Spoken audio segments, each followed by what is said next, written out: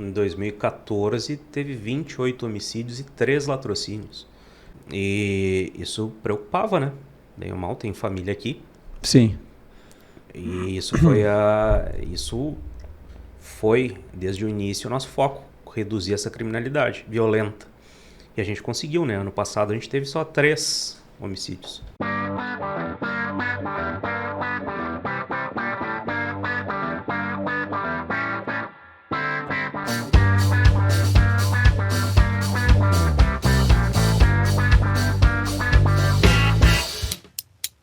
Senhoras e senhores, estamos no ar com mais um episódio do Além da Hora podcast do Grupo Repercussão, que tem aqui como apresentador eu, Matheus Breyer, na técnica Juninho Ribeiro e como apoiadores Hora do Pastel, Clipe, Casa Decor, Acabamentos e Decoração, FHX Transportes, Cicobi, Maxi Crédito, Henk Advocacia e Assessoria Jurídica, Oi Digital, Radiologia Odontológica e Soluções Digitais em Odontologia e Agência de Marketing G3.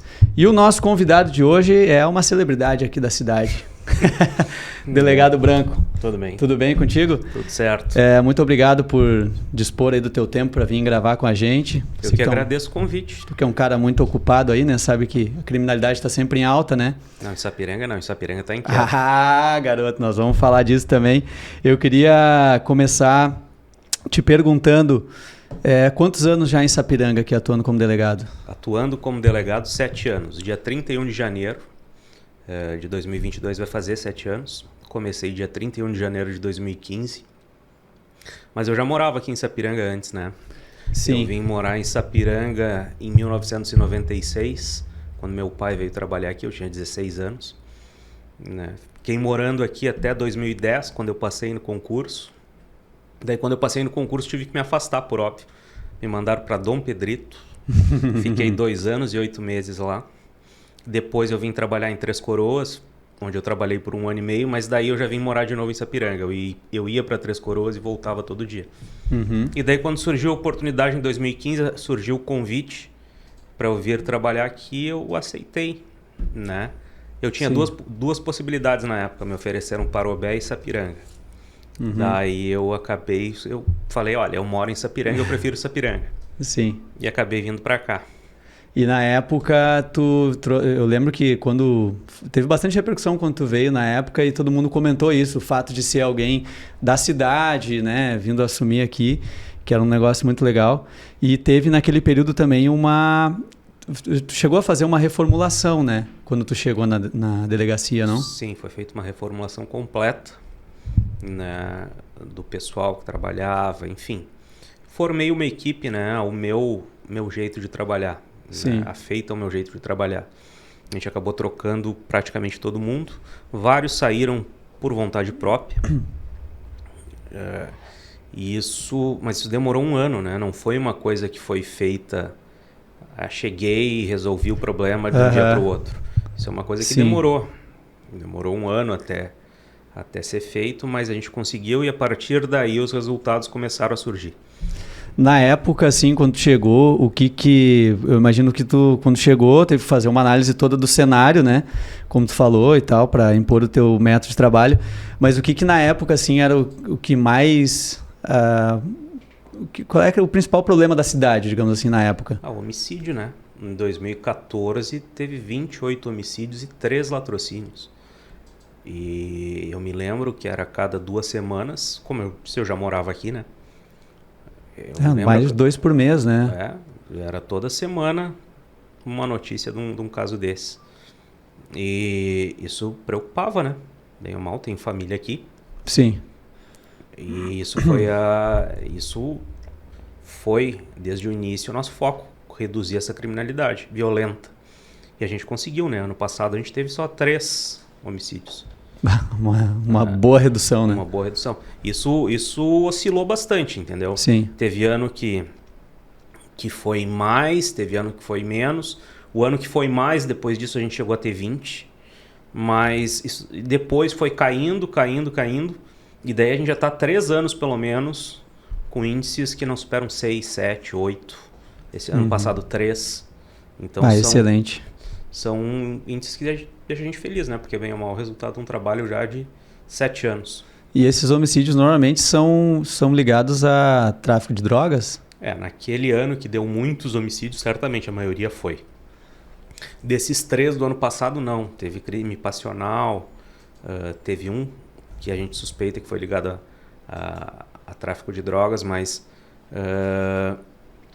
a maioria hoje em dia não é mais ligado, até porque tem dado bem poucos. Mas antigamente era. Antigamente era mais ligado ao tráfico, execuções, por diversos problemas internos deles lá. Sim. Eles acabavam se matando. E a ação da polícia nesse sentido de reduzir até os homicídios dentro, né, por acerto de contas, se aquilo está diretamente ligado ao que, assim, fechamento repressão, cara. Repressão. Não só homicídio, né, mas qualquer crime. A impunidade é o que faz a criminalidade crescer. Quando a impunidade não existe, ou ela é baixa, né, o crime cai, os índices caem. Foi isso que aconteceu.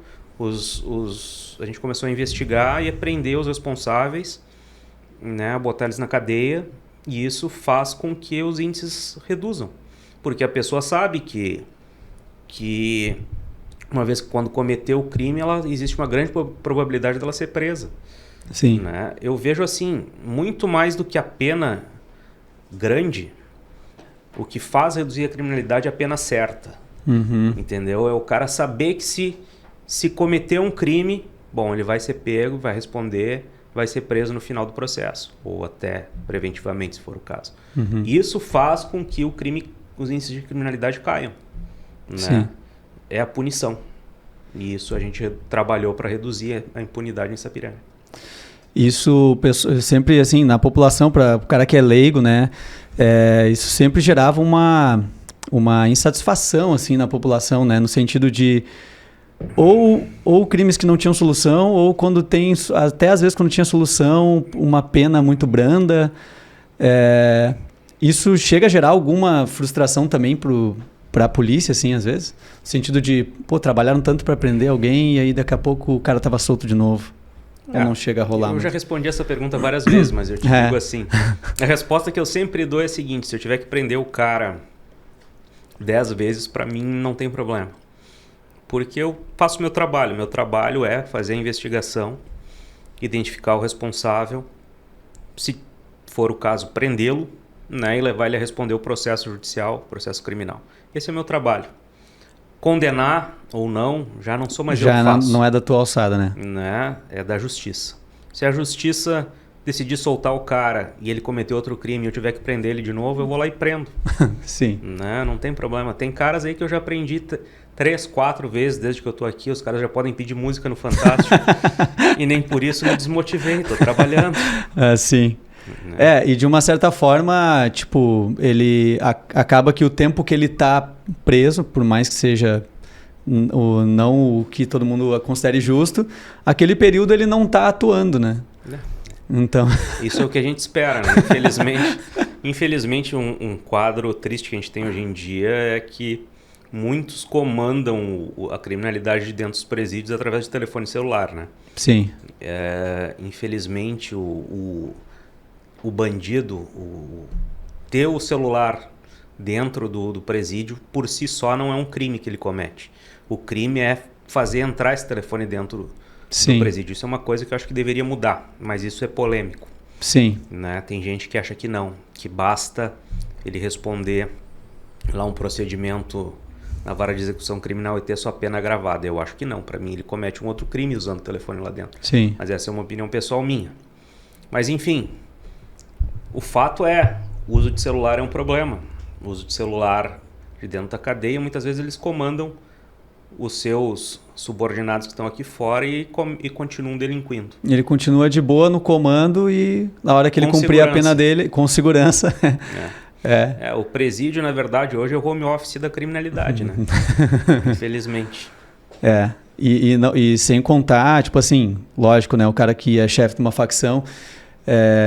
muito mais grave, mas dentro do presídio os caras cometem diversos golpes, assim, de crimes financeiros, né, assim, aplicar golpe nas pessoas.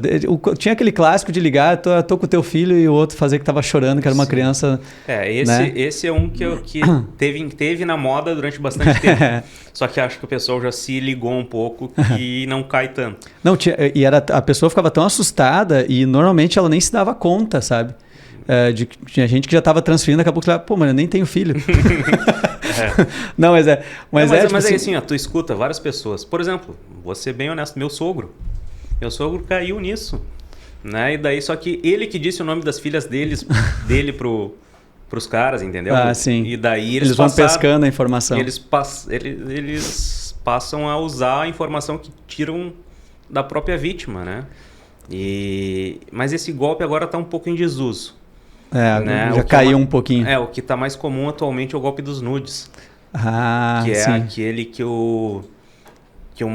tem um perfil falso, por óbvio, que eles criam na rede social, especialmente Facebook, entram em contato com geralmente homens na faixa dos 35 a 45 ou mais anos, e daí começam a ter conversas. Começa a seduzir o cara. E daí, às vezes, o cara manda alguma imagem de cunho erótico. Para essa suposta menina. E daí, logo em seguida, ele passa a sofrer extorsões, como se fosse um policial que estivesse ligando para cobrar suborno, para não tocar adiante a investigação, a prisão. Os caras dizem, já tô aqui com o teu pedido de prisão, se tu não pagar tanto, se a gente não conseguir se acertar, eu vou mandar o teu pedido de prisão e tu vai ser preso porque ela é menor. E daí, sei lá, tem várias desculpas. Teve problema, vai ter que fazer um tratamento psicológico, e daí vai ser pra vítima. Enfim. Cara, eles enrolam as pessoas e daí o cara no desespero paga... Já usaram até a minha foto nisso. Sério? Sério, esses dias uma pessoa me mandou mensagem pelo Instagram, olha, o senhor tá falando comigo pelo WhatsApp? Eu disse, não. Por que não? Porque então uma pessoa aqui com o número tal usando a sua foto, tá dizendo que... E essa pessoa tá dizendo que é R$5.000 e tal. Eu disse, olha, não sou eu. Vá na delegacia da sua cidade e registre a ocorrência. Mas eu moro em Londres. Eu disse, bom, fica complicado daí. Não vou poder te ajudar. Cara, mas e outro que tem bastante também, que eu vi agora recentemente no Instagram, principalmente. Do nada, às vezes uma pessoa ali que tu conhece, que tu interage, daqui a pouco aparece vendendo geladeira, vendendo celular, né, iPhone com preço bem abaixo. E tu olha assim, caramba, o que essa pessoa tá vendendo? O cara virou camelô do nada. Né? Do nada. O cara tá... E daí ele começa assim, tipo, não, é para ajudar um amigo e não sei o quê. Isso, golpe. E as pessoas vão ali, porque eles já... E daí assim, no sistema, a pessoa que caiu, ela já caiu porque os caras hackearam de um conhecido dele, né? Exatamente. O contato foi através de um hacker se passando por, né?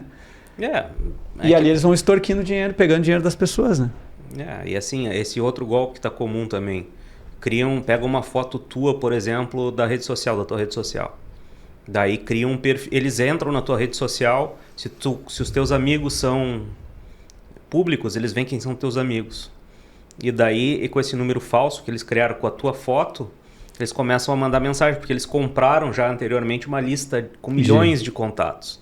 Sim. E entre eles os teus amigos. Sim. E daí eles começam a mandar... Avisando que mudou o número e pedindo um dinheiro. Isso daí é comum, na delegacia todo dia tem registro disso. Porque assim, por incrível que possa parecer, a bandidagem também, com a pandemia, foi pro home office também, pro trabalho remoto. Sim, eles tiveram dificuldade, todo mundo em casa, né? As pessoas circulando menos na rua, eles tiveram... É impressionante. Se olhar as estatísticas, mais do que dobrou o número de golpes utilizando a internet. Né? E até por ser uma coisa nova, ainda relativamente nova, e que muita gente não tem um conhecimento profundo, muita gente cai. Né? Sim. E é impressionante o número de registros que a gente tem diariamente de fatos desse tipo. Não, a gente estava falando antes sobre a questão do golpe antigo do sequestro. Eu conheci um caso também de uma pessoa que também a mesma coisa, ligaram, estamos com a tua filha, não sei o quê, e a pessoa desesperada ligou para uma pessoa para pedir um dinheiro emprestado, não querendo dizer o que era e não sei mais o que. E daí, quando ela falou que era sequestrar a filha, tentou ligar para a filha, não conseguiu. Daqui a pouco o pessoal conseguiu o contato com a filha. Eu disse, não, tô em casa, tô bem, tô isso, tô aquilo.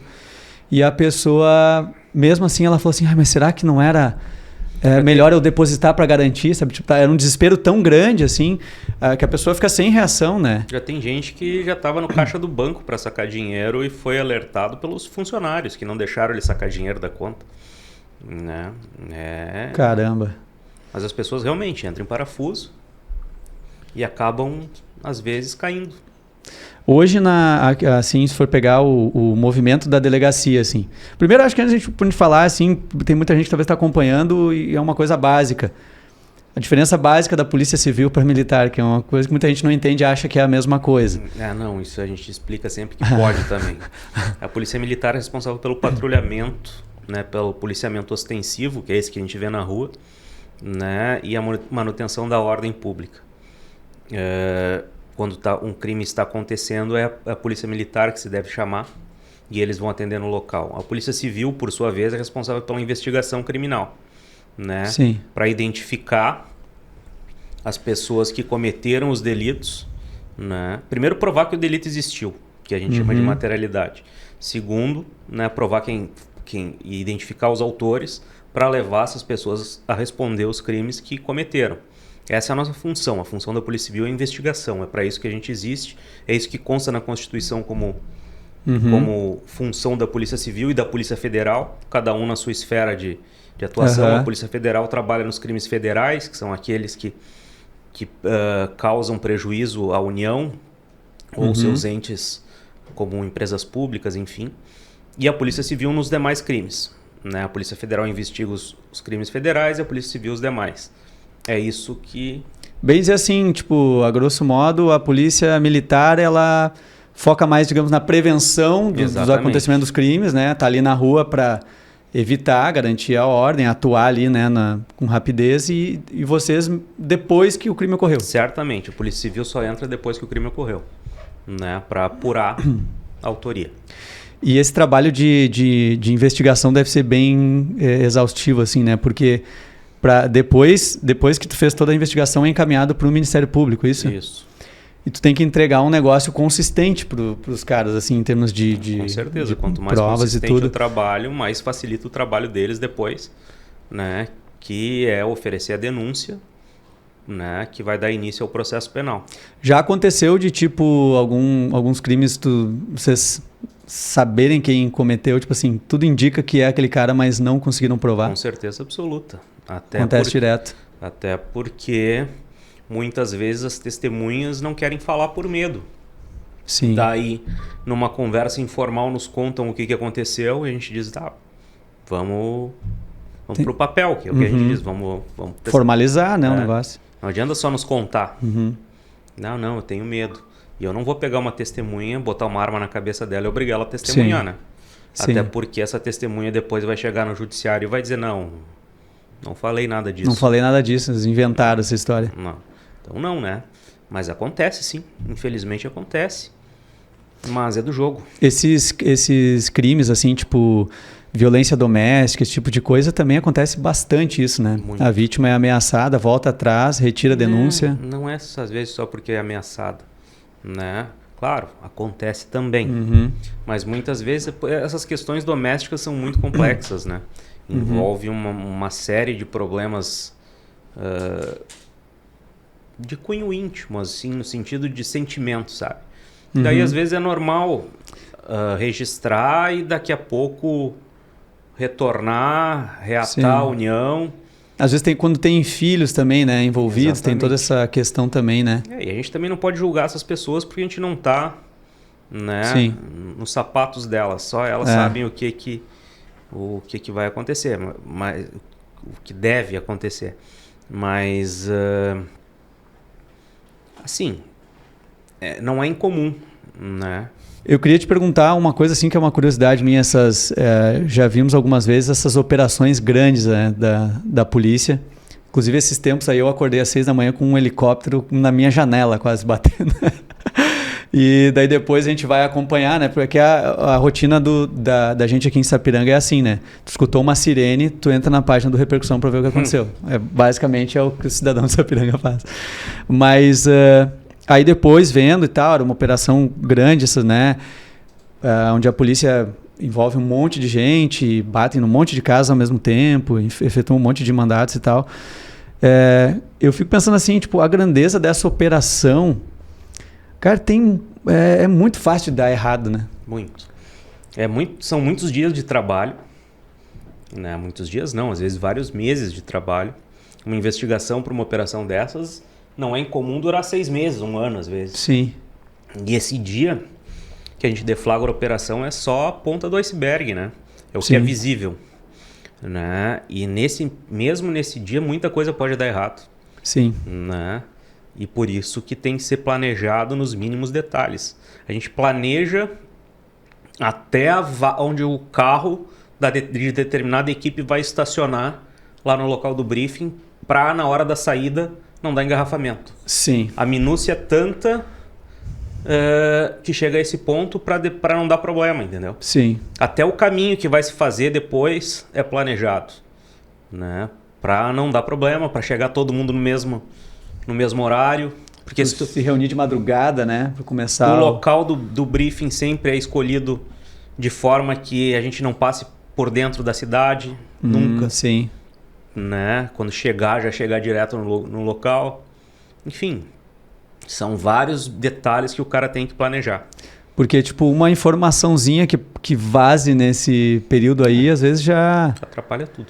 E, tipo, vocês recebem lá reforço, né, de tudo, vem gente de tudo que é lugar, assim. E eu imagino que, tipo, não é só, a gente pensa só na questão dos policiais ali indo, né? Mas tem um monte de gente de bastidores ali, né? Com certeza. Centenas de pessoas, às vezes, numa operação dessa. Não, essa última operação nós tivemos 300 policiais, se eu não me engano. Né? E tem uma série de gente. Os policiais de Sapiranga não saíram para rua. Porque eles ficaram dentro da delegacia, coordenando, tem que revistar preso, tem que botar preso na cela, tem que fazer as ocorrências, tem que ver as apreensões. Sim. Tem a parte burocrática do negócio também, né? Toda. Né? Tu tem que contabilizar tudo. Né? Tu tem que registrar as ocorrências. Cada preso é uma ocorrência, pelo menos. Às vezes tem preso que não tem mandado de prisão, mas daí é preso em flagrante quando vai se fazer o mandado de busca. Tem que se fazer os flagrantes, tem que ter uma equipe pelo menos. Nesse caso nós tínhamos 3 equipes de 2 policiais fazendo flagrante. Sim. Né? Depois tu tem que conduzir esses presos. Quando a gente chegou no fim da manhã a gente não tinha espaço, não ia ter carro para levar. A gente teve que pegar um ônibus. Sim. Né? Foi até a imagem que circulou a imagem do ônibus parado, mas é porque não tinha. Tudo isso tem que ser feito. Né? Os carros que vão ser recolhidos, porque geralmente se recolhe muitos veículos, especialmente quando é tráfico. Né? Tu tem que já ter combinado com o guincho antes. Sim. Porque tu precisa de mais de um guincho para recolher os carros. Sim, imagina, dependendo, são vários, né? Então, drogas também, né? O encaminhamento com drogas, armamento, tudo que for encontrado, né? Exatamente. Também. Tudo isso tem que ser planejado.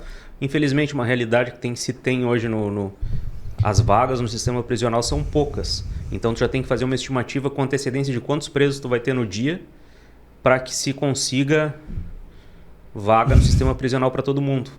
Senão, alguns acabam sendo liberados porque não tem vaga. Não, eles ficam lotando ficam na delegacia. Mas não aqui, né, em Novo Hamburgo, Sim. no caso. Então, isso é um problema. Tem que pensar em tudo isso. Então, por isso que são vários. Aqui já foram várias operações dessas, né? Nesse período que tu está aqui. Várias. A gente faz pelo menos uma por ano. Né, desde que a gente está aqui. Mas dá trabalho, viu?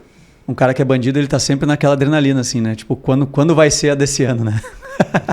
Pode ser mais de uma, né? E pra, tipo assim... Esse ano ainda não foi. Esse ano não teve, não. Se ligue. Toda hora pode pintar. Se tiver alguém batendo na porta da tua casa às 6 da manhã, então é bom ficar ligado. É isso aí. E assim, pra tipo... Tu começar, assim, digamos, começou essa investigação para chegar e juntar toda essa galera para fazer essa operação. tem que ter uma autorização para poder fazer isso. Não, tu tem que ter os pedidos, né? O pedido tem que ser consistente, né? Para tu poder organizar um... Se o judiciário deferir os pedidos, daí tu pega todos eles, reúne, tu faz uma estimativa de quantos tu precisa para cumprir aquelas ordens judiciais e solicita para a chefia, né? Que daí vai fazer a convocação dos policiais do estado para concentrar eles naquele dia para aquela ação. Nunca aconteceu de ter um pedido negado, assim? Já teve, tipo assim, tem uma outra operação tal dia, tu pode mudar o dia da tua operação. Só alterar o dia, mas não mas de... negado, nunca tive nenhum pedido. Já fiz vários, mas só nisso, assim, dá para adequar a data, só isso. Sim. A gente teve, a gente estava falando antes de começar a gravar daquele crime de pirâmide financeira que tivemos aqui em 2017. Eu lembro que foi um negócio grande também, assim, né? Sim, até pelo volume de apreensões, né? Por exemplo, foi apreendido numa conta mais de 6 milhões de reais, né? Eram muitas vítimas. Esse foi um trabalho que foi feito em conjunto da Polícia Civil e o Ministério Público, que também recebeu, porque a gente começou de um dia para o outro receber muitas pessoas na delegacia para registrar a ocorrência. O Ministério Público também começou a receber muita gente lá para reclamações, né? Sim. E daí se fez um trabalho, começou a se ouvir essas pessoas, se fez várias diligências, mandado de busca, a gente apreendeu veículos, dinheiro, enfim, muitas ações na época. E prendemos o responsável aqui em Sapiranga e, enfim, ele acabou morto logo depois, né? Ele ficou preso um tempo, foi solto, foi para Santa Catarina, foi morto lá, o assassino dele foi preso lá, foi solto, veio para Sapiranga, porque era sapiranguense, e acabou esse assassino morrendo aqui. Início de 2020, porque ele próprio, o assassino, estava fazendo a mesma coisa que o outro. Né? Não, e daí ele acabou morto aqui e a gente prendeu quem matou ele também. Caramba. Enredo de filme. Foi uma operação também que ela não foi só concentrada aqui, né? Não, teve gente... Porque no Brasil inteiro, né? Inclusive o líder dessa pirâmide financeira, ele tá em Dubai, né? Ele mora em Dubai. E ele inclusive virou cantor, lançou clipe. Tem no YouTube aí, é só procurar. Ele não era um cara que também trabalhava no lance de apostas esportivas? Mas é que essa pirâmide, na verdade, que era a D9, funcionava assim. A pessoa chegava lá, fazia o aporte de dinheiro, que era, na época, em torno de $1.000, se eu não me engano. E esse valor eles diziam que pegavam e apostavam numa bolsa de apostas esportivas, que o nome é Betfair, que tem sede no Reino Unido. E eles pegavam com o lucro que eles obtinham dessas apostas, eles davam a remuneração que prometiam às pessoas, que era exorbitante. Né? E só que essas apostas nunca aconteceram. Sim. Pirâmide financeira funciona assim. Ela se sustenta, especialmente no início, porque novas pessoas vão entrando. Eles vão pegando o dinheiro de quem está entrando e pagando os que já estão há mais tempo. Sim. No momento em que não tem mais gente suficiente para entrar, acaba a pirâmide ruindo. Foi o que aconteceu, né? Sim. Eu lembro que antes dessa aí, teve aqui em Sapiranga, teve o caso aquele da Telex Free, que teve um monte de gente também que eu conheço, inclusive, que botou o dinheiro, e que era assim, tu botava o dinheiro e ganhava 10%. O resto da vida. Tipo assim, tu botou 3 mil lá, tu vai ganhar R$300 pro resto da vida. É meio improvável, né? E teve gente que vendeu casa para entrar no negócio, assim, com tudo que, tipo, é isso aí. Não, teve gente nessa pirâmide financeira, na época que o cara vendeu 2 carros de luxo. Assim, caramba. Um era um Porsche, o cara vendeu um Porsche para botar o dinheiro nisso. Cara, tá louco. E o líder tá lá em Dubai. O líder está em Dubai. Inclusive, ele está com a prisão decretada pela justiça aqui de Sapiranga, que nós pedimos e foi decretado. A gente encaminhou para a Interpol Ele entrou na difusão vermelha da Interpol por um mandado de prisão aqui da cidade de Sapiranga. Ele foi preso, detido no aeroporto de Dubai, quando ele foi tentar entrar lá. E daí, só que como o Brasil não tem tratado de extradição com os Emirados Árabes, ele foi posto em prisão domiciliar. E daí agora estão tratando dessa questão de extradição, não extradição. Daí já tá há vários anos nisso daí, né? O cara numa prisão domiciliar em Dubai. Gastando dinheiro que tomou dos outros. Inacreditável, né? Mas uma hora acredito que essa extradição vai acontecer. Não sei. Porque certamente foi planejado. O cara pensou nisso, né? Qual país que ele iria. Eu acredito sim. Certamente. Um cara que dá um golpe desse, um monte de gente, ele... Na época, eles diziam que eles tinham um número lá de centenas de milhares de pessoas que eles tinham nessa pirâmide. Eu fiz a conta na época. Eu me lembro da conta. Que se o valor que eles tomaram dessas pessoas... A conta fechava em 4 bilhões de reais. Caramba! E eu achava assim, cara, é dinheiro demais. Não deve ser isso. Eu ponho 10%, porque aumentar as coisas fazia parte do marketing deles. Mas 10% é 400 milhões. Ainda é um dinheiro bom, né? Sim, nossa senhora. Esse é o caso, aquele que estava comentando que teve uma gravação de um programa no Discovery, isso? Isso. Daí porque... Qual é que é o programa? Crimes.com. Crimes.com, no Discovery. Era uma série em que eles fizeram vários episódios de golpes digitais, né? E um episódio foi desse. E me convidaram para gravar o episódio lá em São Paulo. Foi até engraçado, porque quando eu fui lá gravar, o estúdio era perto do aeroporto. E cada vez que passava um avião, o cara tinha que parar de falar, porque senão saía na gravação. Com isolamento acústico, olha, tu pensa assim, Discovery, né? Não, o negócio é top. Não, a acústica não dava conta do som do avião. Mas foi legal, o programa ficou bom. Né? Foi sobre esse caso Exatamente. Da D9, isso, né? Isso. E aí teve tu gostou do ator que te interpretou lá? O cara atuou bem? Não fazia jus. Não pegaram o Caio Castro, um cara... Não. Mas ficou parecido, pelo menos? Pior que ficou, cara. Pior que ficou.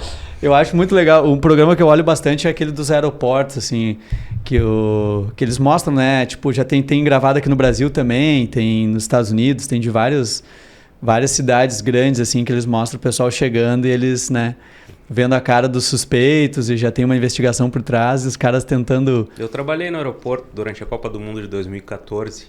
Eles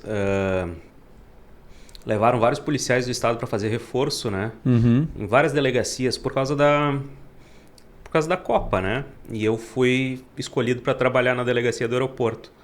Quando o cara chega lá, o cara vê, assim, tem mais câmeras no aeroporto do que tem em toda a região metropolitana de Porto Alegre. Né? E daí o cara é monitorado o tempo todo lá dentro, né? Por isso que acontece isso que acontece nos programas que tu... E eles já têm, né? Eu vejo assim, eu lembro que dos programas várias vezes eles já tinham assim, olha, a gente recebeu uma informação que no voo tal tem um passageiro aí que pode ser um cara, né? Às vezes porque tem ligação com alguém de facção, isso e aquilo, né? E dá uma... Lógico, a pessoa escolheu isso, né? Mas às vezes tu vê assim o desespero das pessoas, o cara às vezes se sujeitou a ganhar... $3.000 para levar um tanto de droga até um outro país e vai ser preso por tráfico internacional, né? E a pena é pesada, né? Em todo lugar. Sim. E no litoral tu não fez mais, né? Não. A operação de verão, né? Da polícia. O litoral era quando o cara era mais novo na polícia e o cara se sujeitava a isso. Hoje em dia eu agradeço. A galera que tá entrando vai... Porque deve dar muita coisa também, né? Época de férias, né? Carnaval, festas. E quando eu fui para lá eu peguei justamente esses períodos. Carnaval. Sim. Teve uma vez que eu fiz plantão sexta e sábado de carnaval seguido. Nossa, que beleza. Não, foi... Pouca ocorrência. Imagina. Em Cidreira, tu imagina um tanto de ocorrência que deu na sexta e sábado de carnaval. Com certeza, bastante coisa. Apareciam uns corpos de vez em quando num local na beira da praia. Sim, cara. Como é que é? Que nem no Tropa de Elite, corpo na praia é afogamento, né? É verdade. Não, mas nesse caso não foi, né? Tinha Sim. várias perfurações de arma de fogo. Né, só se não tinha nenhum tubarão com revólver dentro na praia para atirar no cara. A gente falando dessas operações e tal, né? Grandes operações. Hoje, assim, o que tu acha que tem mais de carência, assim, na estrutura da polícia? Se é que tem, porque a gente sempre escuta falar que falta investimentos, assim, né? Sempre... porque as pessoas às vezes reclamam, por exemplo, assim, não só da parte de estrutura, né? É comum às vezes ver as pessoas reclamando na internet, eu vejo as viaturas tudo paradas. Às vezes as pessoas falam assim, cara, mas não tem efetivo, a viatura está parada ali porque não tem efetivo para andar na viatura, por exemplo. Assim, eu não posso reclamar da estrutura física da delegacia de Sapiranga. Claro que foi feito um trabalho todo aqui, desde que eu cheguei, para a gente recuperar essa estrutura, que teve a parceria não só do poder público, mas também dos empresários da cidade que ajudaram a recuperar a estrutura física da delegacia. Então hoje não nos falta nada, assim, do ponto de vista... Nós temos viatura, nós temos armamento, nós temos uma estrutura boa para atender as pessoas e para trabalhar. O que nos falta é gente, né? Eu acho efetivo. Que o efetivo, acho que é Isso depende do governo, do estado, né? Contratar policiais em número suficiente, inclusive para repor aqueles que se aposentam e que saem da polícia, né? Isso não é um problema que eu consiga resolver. Sim, e tem um monte de gente que faz o concurso e não é chamado, né? Que estão aguardando, né? Tem. Até agora, até esse último governo estabeleceu um calendário de chamamento e ele cumpriu esse calendário, né, de chamar tantas pessoas por ano. Só que isso precisa ser intensificado, o número de pessoas precisa aumentar para repor as perdas que nós tivemos e que a gente possa... Porque ultimamente o efetivo tem se mantido estável, entendeu? Só que não tem aumentado. Isso é um problema. Sim. A cidade cresce. A população aumenta, tem que ser compatível, né? Exatamente. E nós temos uma delegacia só em Sapiranga. Em outras cidades do mesmo tamanho é comum ter mais delegacias. Mais de uma. Não estou reclamando, para mim tá bom. Só que eu preciso de mais gente, entendeu? Sim. É isso. A maior queixa, digamos assim, seria o efetivo. Com certeza absoluta. De estrutura até para uma investigação, assim, né? Tu poder ter Para poder dar conta de todas as demandas que chegam na delegacia. Porque o que acontece? Infelizmente, a realidade é triste, mas a gente tem que escolher o que vai investigar e o que não vai investigar. Sim. Entendeu? Porque o efetivo é pouco, os crimes são muitos e eu não consigo investigar tudo que chega ao meu conhecimento. Então, o que eu faço? Priorizo o que é mais grave, o que é mais grave, o que é violento. Né? E é isso que eu faço. E a delegacia tem uma demanda de outras coisas, né? Que é o pessoal que perdeu o documento, todo mundo já passou por isso alguma vez, né?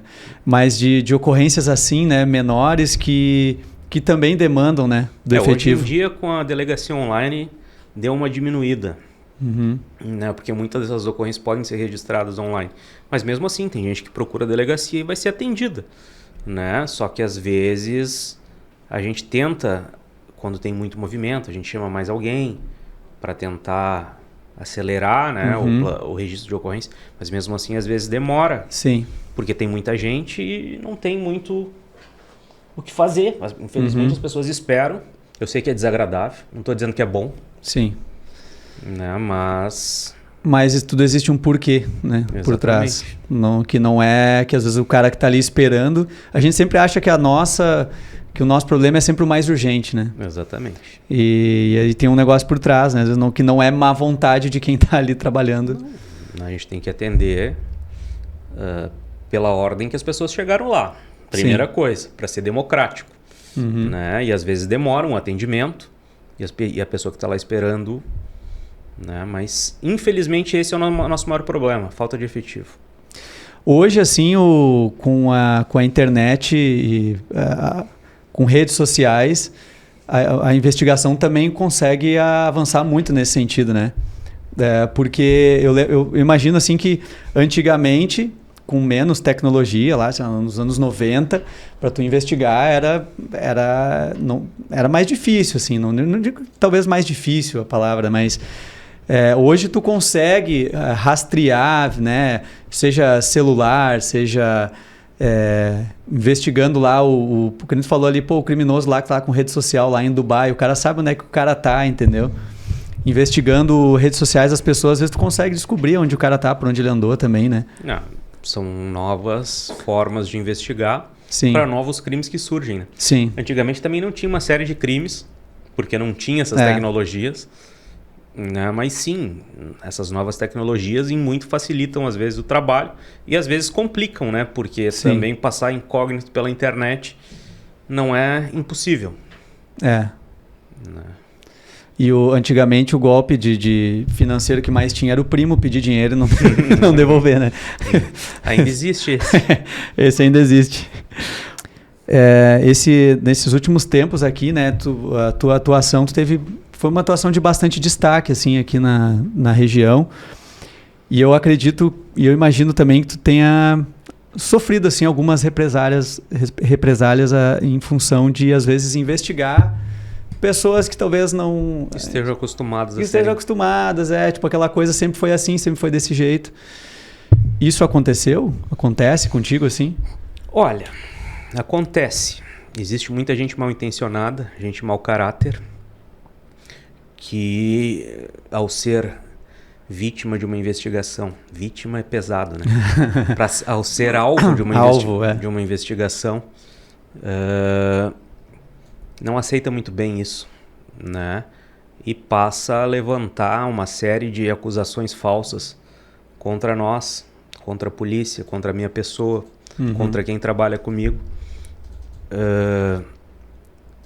Às vezes leva ao conhecimento, né, de algumas autoridades isso. Mas assim, o que eu vou te dizer? Eu tô tranquilo quanto à minha conduta. Minha conduta sempre foi reta, limpa. Meu trabalho fala por mim. Acho que a aprovação que a comunidade tem pelo trabalho desenvolvido também, né, é um atestado de que o trabalho foi bem feito. E quanto a essas calúnias que a gente vem sofrendo, no momento apropriado a gente vai rebater, né? Sim. Eu acho que se a gente tiver que responder alguma coisa, a gente vai responder, né? Vai provar que o trabalho está sendo bem feito e um trabalho sério, como nós somos pessoas sérias e temos trabalhado em prol da comunidade. É isso. E é inerente ao cargo, né? Não adianta. O cara que... Prego que se destaca leva martelada. Né? Verdade. Se eles estão querendo me incomodar é porque eu, de alguma forma, incomodei eles. Então, tá tranquilo. A atuação do delegado, ela passa por isso. Eu imagino que tu, quando escolheu, eu não sei, foi uma escolha tua desde sempre, uma vontade desde sempre? Desde que eu decidi fazer faculdade de Direito, eu queria ser delegado.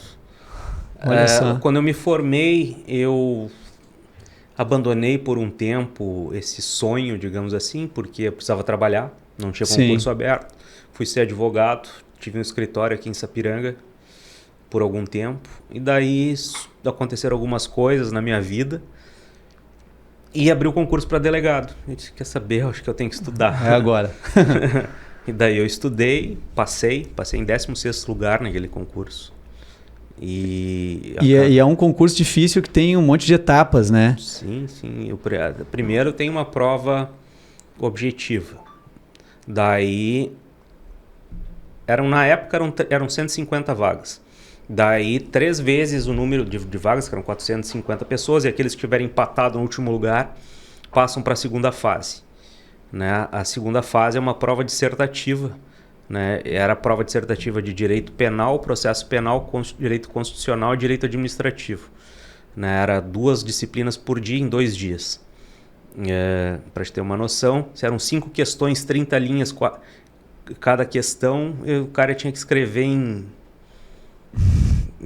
5 redações. Imagina. 10 redações. Imagina. Por dia. Né? E tá, mas tudo bem. Passei, fiquei em 16º lugar nessa etapa, porque zerava, né? A primeira etapa era só classificatória. Sim. Daí, depois, tu fazia a prova oral, que tu era arguído por uma banca em direito penal e processo penal. Né? Depois, tu fazia a prova física. Na época, eu corria bastante aí no valão. Daí tava tranquilo.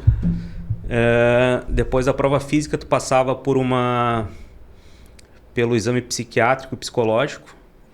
Que é importante, né? Para ser delegado. Depois, se tu não foi eliminado em nenhuma dessas etapas, eles faziam uma avaliação da tua vida pregressa, ver se tu tinha algum problema e tal. Sim. E daí, só daí que tu ia para a academia de polícia. Para começar a preparação para assumir. Isso. O cara passar por todas... Foi 1 ano e meio o concurso. Do 1 ano e início ao meio? fim. Caramba. O cara tem que querer muito ser delegado mesmo, né? Tem que gostar muito do negócio para passar por todas essas etapas ali. Porque é angustiante, né? Especialmente entre uma e outra fase. Sim, porque tu morrer na praia ali, né? Faltando uma etapa aí é sacanagem. Teve um cara que passou por tudo isso. A gente estava fazendo a matrícula na academia de polícia e estava no edital lá. Tinha que ter carteira de motorista B para poder dirigir, né? O cara passou por tudo isso, chegou na hora da matrícula, pediram a carteira de motorista dele, o cara não tinha, foi eliminado do concurso. Não pode ser. Juro. Eu queria te perguntar uma questão assim que é uma discussão da sociedade, a questão do porte de armas para o cidadão. Eu queria ouvir a tua opinião assim, a respeito disso, porque tem assim o lado de quem defende o direito do cidadão de se defender e o lado de quem tem uma restrição assim a respeito disso, no sentido de que a maioria das pessoas não está preparada para ter uma arma na mão. Tu, enquanto policial, assim, né, enquanto delegado, o que tu acha dessa questão? Bom, enfim, eu acho que é um debate que eu converso com muita gente assim e ninguém chega a uma conclusão. Tem aqueles caras que são assim, não, tem cara que acha que tem que ser que nem como é nos Estados Unidos, o cara em alguns estados que tu vai lá e compra né, de forma mais fácil. Mas a gente tem uma questão do povo assim que, cara, as pessoas se matam num jogo de futebol no final de semana, sabe? Os caras saem no tapa, um fechou o outro no trânsito. Então, eu fico pensando isso assim, a maturidade do cidadão para ter uma arma, entendeu? Eu sou a favor da legítima defesa. Né? Eu acho que, infelizmente, o Estado não vai estar sempre lá para te ajudar quando tu precisar. Então, tu tem que ter os meios necessários para poder te defender quando surgir a necessidade. Tu tem família, né? Tu não vai querer deixar a segurança da tua família sempre, né? Dependendo da vontade ou da possibilidade de um representante do Estado ir lá te defender. Então, sim. Eu não gostaria. Sim, né? E sobretudo as pessoas que moram assim, num lugar mais afastado, às vezes, exatamente. Né? O cara mora numa área, zona rural ali, quanto tempo vai levar até ele conseguir acionar a polícia, até a polícia chegar? Né? Então, já aconteceu vários problemas até a polícia chegar. Infelizmente, sim. Essa é a realidade. Né? Então, eu acho que as pessoas têm que ter os meios para se defender. Mas o que eu acho? Eu acho que isso tem que passar por um processo rígido de análise, especialmente das condições psicológicas das pessoas de portarem ou de terem uma arma. Exato. Né? Se a pessoa passar por todo esse processo e demonstrar que tem condições, eu não vejo por que impedir ela de ter uma arma. Né? O que eu não concordo, como é ainda hoje em dia, é que dependa da vontade de determinada pessoa conceder ou não esse direito ao cidadão. Entendeu? Eu acho assim, tinha que ter critérios objetivos para a pessoa ter, ela tem o direito, ela quer ter. Existem critérios objetivos, eu preencho os critérios. Passou por todas as etapas ali. Então eu posso ter. Né? Não dependo da vontade de A, B ou C para ter. Sim. Né? Eu acho que isso é o correto. Assim como é para tu tirar a carteira de motorista, exatamente. Por exemplo, né? Qualquer um pode ir lá tirar desde que cumpra os... Eu não sou favorável a ter um processo facilitado ou qualquer um poder comprar. Eu acho que tem que ser uma coisa séria. Sim. Mas acho que uma vez que se atenda a esses requisitos, se a pessoa quiser, ela pode ter. Ter um direito não significa que a pessoa tenha necessariamente que exercer ele. Não, ela não precisa ter. Ela não precisa ter. Tipo, tu não quer ter? Não, tudo bem. Tu não é obrigado a ter. Exatamente. Mas se o teu vizinho ali quer ter e ele preenche os requisitos, por que não?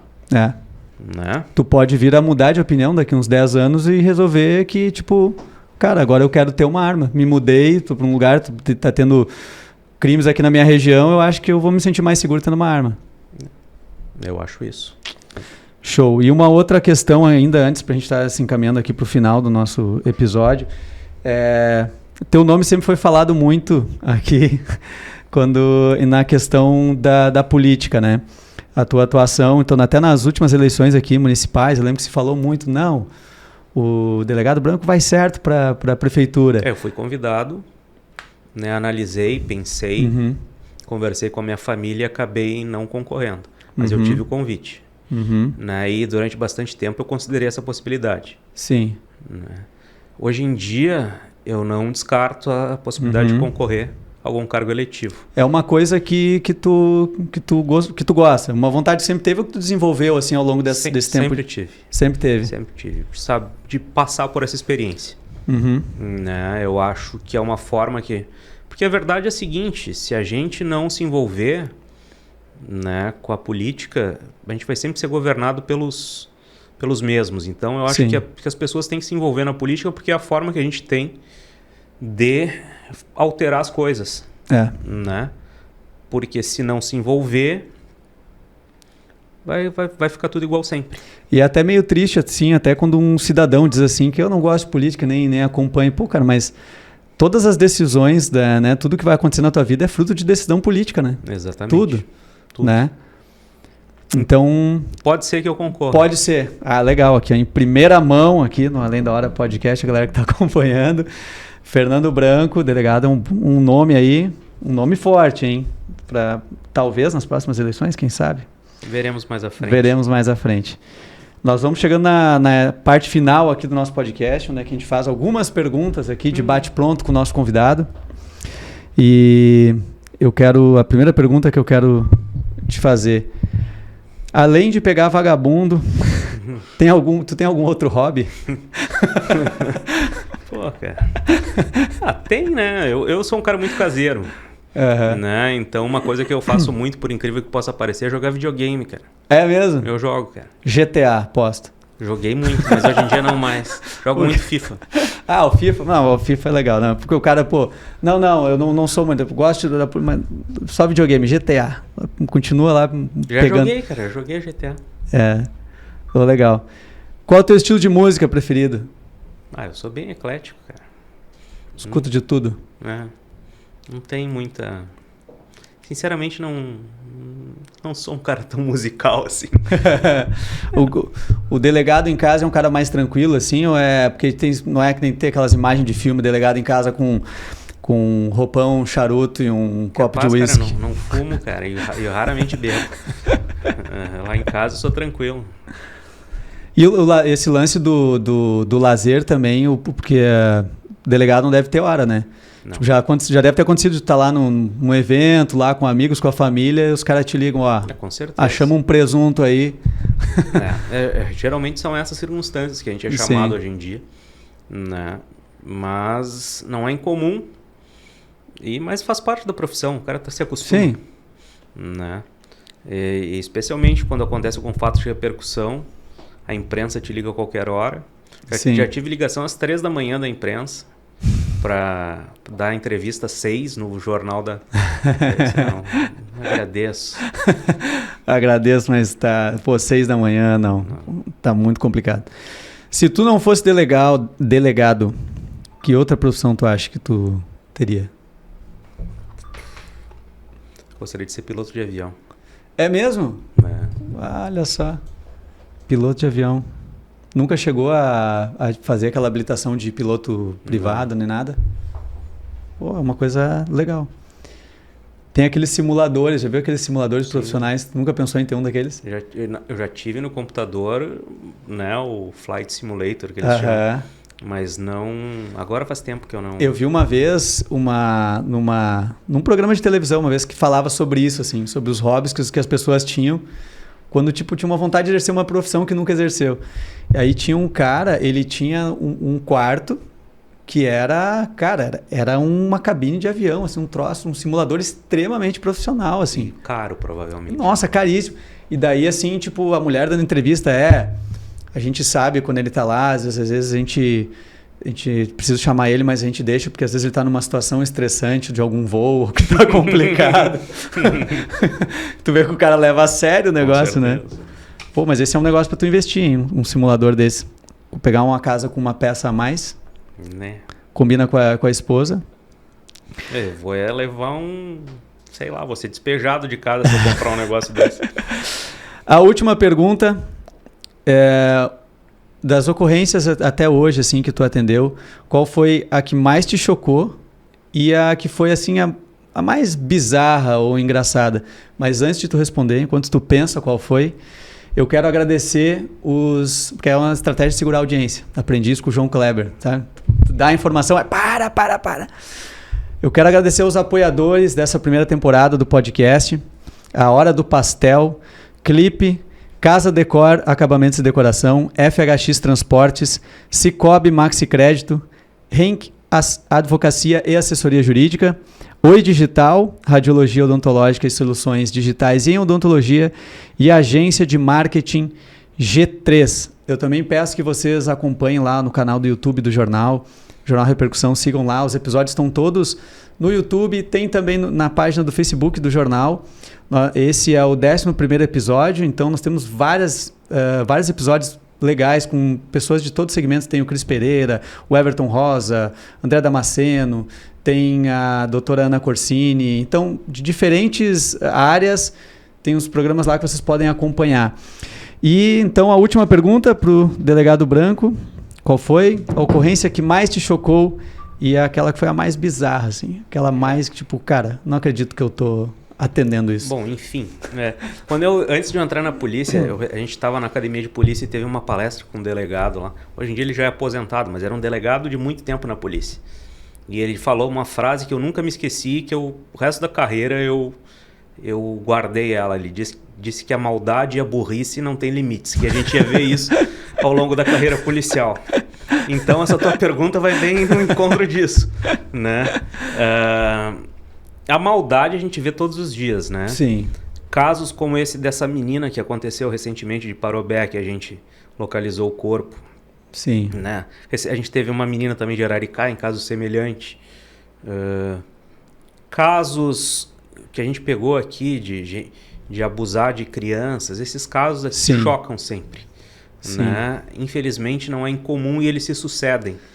Não tem como o cara passar, né? Por mais experiência que tenha, não tem como passar sem pegar um pouco, né? O cara se abalar. O cara aprende a lidar com isso, né? E não se deixar abalar, digamos assim, na sua vida pessoal, familiar. Mas como pessoa, o cara às vezes se solidariza com a família dessas pessoas, porque é impossível, né? O cara olhar e não, de forma alguma, não sentir absolutamente nada. Né? Agora, ocorrência bizarra, cara. Eu tô aqui pensando, são tantas, cara, porque eles são às vezes eles são tão burros que não me ocorre nenhuma agora, mas Mas existem várias. Existem várias, cara, com certeza. O famoso malandro agulha, né? Por onde passa deixa um furo. E tem, cara. Também se não fosse assim, quem sabe a gente não prendia eles com tanta facilidade às vezes, né? Eu lembro uma vez uma que teve de um cara que foi passar pela grade e ficou preso na metade do corpo e não conseguiu entrar e nem sair. Aí o cara acordou em casa, foi preparar um café, foi pra sala, olhou, pô, tem um cara preso ali. Chamou a polícia, ficou todo mundo na volta ali, a empresa tiver que chamar os bombeiros pra serrar o negócio lá, pra tirar o cara. Esse tipo de bandido também, né? Tem aos montes por aí, né? Tem, o bandido trapalhão. Tem aos montes. Delegado Branco, quero te agradecer por essa gravação aqui, por ter vindo até a sede do jornal para gravar com a gente. E queremos deixar aí um espaço aberto para tu falar alguma coisa, né? Algum recado para a população ou qualquer... Enfim, espaço teu. Valeu pelo convite, agradeço, foi legal. Show. Né? Uma experiência diferente do tipo de entrevista que a gente está acostumado a fazer. Mas é bom a gente poder conversar com a população, eles nos conhecerem melhor, né? Não só sobre o trabalho, mas um pouco da pessoa. Então foi uma experiência bacana. Legal, esperamos que ali na frente a gente volte a gravar de novo. Valeu. Valeu, muito obrigado. Um abraço.